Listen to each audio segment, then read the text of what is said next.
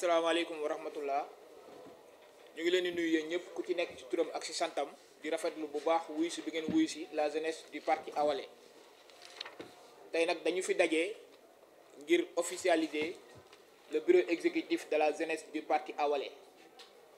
Le bureau nag dafa composé ak ay pôles mu am différents pôles yooyu seeni coordonnateur ak seeni adjoint ñoom laa toogal fii ci kaw.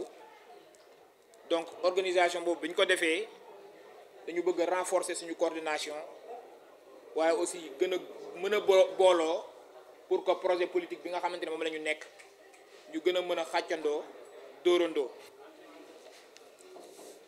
La jeunesse Awalé bi nga xamante ne moom laa jiite mi ngi remercier le président de la République Bassirou Diomaye Diakhar Faye ci appel bi nga xamante ne def na ko pour que ñu mën a am un dialogue national appel boo xam ne ñu ngi koy rafetlu bu baax te yaakaar naa loolu parti Awalé ci la yàgg a dox parce que c'est un parti de concordance.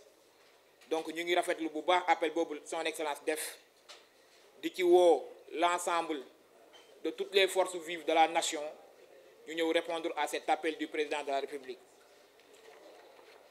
waaye aussi la jeunesse Awalé ñu ngi woo bépp kuréelu jeune bi nga xamante ne gëm nga projet bi yaa ngi ci projet bi yaa ngi koy défendre la jeunesse Awalé dina la ñu ngi lay woo ñu teg cadre boo xamante ne dañuy gën a mën a taxaw gën a xeexal projet bi gën a porter projet bi pour un Sénégal uni souverain et prospère. incha allah ci fan yu néew yi ñu jëm la jeunesse Awalé dinañ jël initiative wu contacter bépp coordonnateur boo xamante ne coordonnateur de jeune nga wala ngay entité boo xamante ne da nga ëmb ay ndaw nekk ci biir coalition bi nga xamante ne tey moom lañ bokk muy coalition Diomaye président. loolu ñu ngi ciy tàllal loxo encore suñu mbokki jeunes yëpp ñu ubbil ñu porte yi ñu mën a teg cadre boo xamante ne dinañ gën a mën a booloo ngir mën a xeexal projet bi.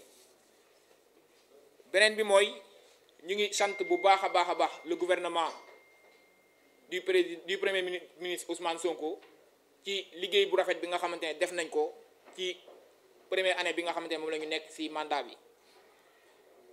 loolu nag mënuñu ko wax te remercier wuñu le ministre de l'agriculture ci campagne arachidière bu extraordinaire bu ñuy may.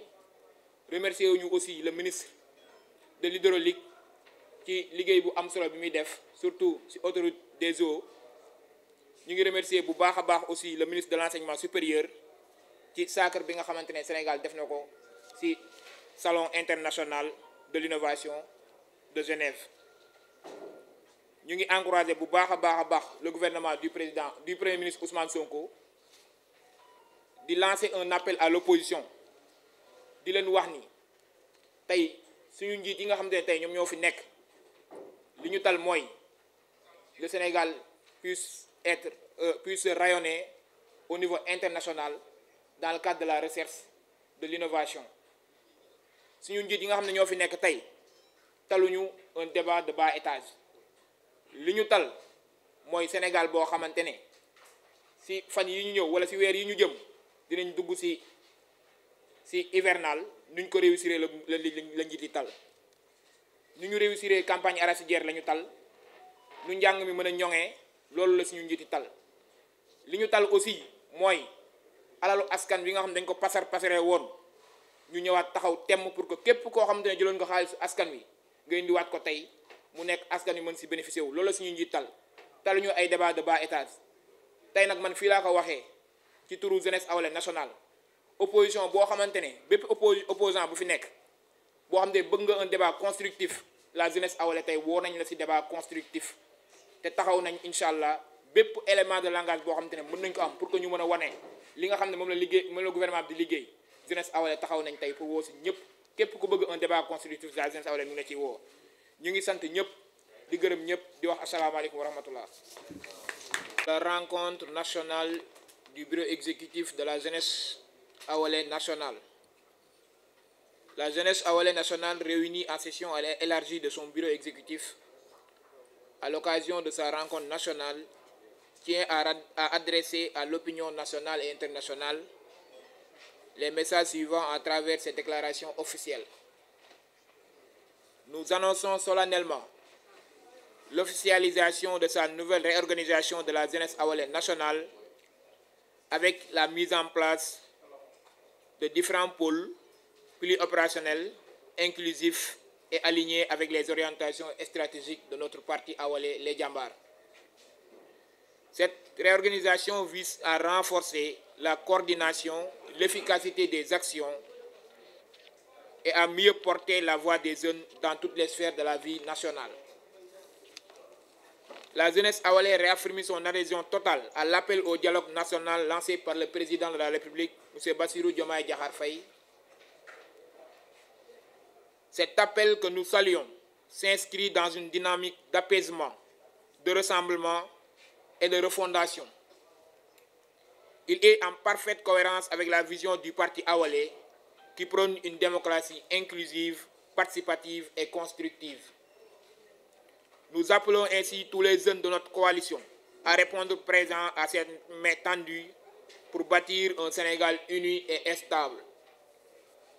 Dans cette dynamique de construction nationale, la jeunesse awalais invite toutes les coordinations de jeunes issus des différents partis alliés de la coalition à mettre en place un cadre de concertation et d'action commune. Il est plus que jamais temps d'unir nos énergies pour soutenir, encadrer et défendre le projet politique auquel nous croyons et que nous portons avec conviction. Nous félicitons chaleureusement le président de la République et le Premier ministre Ousmane Sonko pour les initiatives courageuses et structurantes menées durant cette première année de mandat en faveur d'un Sénégal prospère, uni et souverain. Ces efforts déployés, malgré un contexte international complexe, traduisent une réelle volonté de réforme, d'inclusion et de transformation sociale. Enfin, la jeunesse awalais tient à saluer avec fierté le sacre historique de la délégation sénégalaise lors du Salon international de l'innovation de Genève avec 10 médailles remportées. Nous félicitons vivement ces inventeurs brillants, dignes ambassadeurs du génie sénégalais. Nous encourageons également le ministère de l'Enseignement supérieur, de la Recherche et de l'Innovation pour les avancées remarquables enregistrées dans la gouvernance du secteur et les investissements soutenus dans la recherche de l'innovation et de l'excellence académique. La jeunesse awalais appelle l'opposition à un débat public, un débat constructif sur les politiques publiques afin qu'elle saisisse l'occasion de participer à la dynamique de prospérité et de souveraineté à laquelle le gouvernement est en train de mener le pays. La jeunesse awalais reste mobilisée, engagée et déterminée à jouer pleinement son rôle dans la construction d'un Sénégal solidaire, audacieux et fier de sa jeunesse. Vive la jeunesse awalais, vive la coalition pour un Sénégal uni, souverain et prospère. Je vous remercie.